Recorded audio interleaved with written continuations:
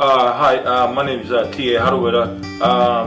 I have autism spectrum disease, in other words, hyperthymesia syndrome. And for many years, being a performing artist, it's been one of the toughest challenges to face, especially in front of a lot of people who kind of look at you differently and misjudge you and misunderstand you. So my key quote for today is to never judge what you don't understand, but understand before you judge. Because once you judge a person because they're different than you are, then where do you stand and where does that individual stand in life? The perspective of ideas always comes from those that either suffer but can't learn anything because they've been judged on who they are as a basis, or things can be changed by how you look at a person and not deceive them for the wrong thing.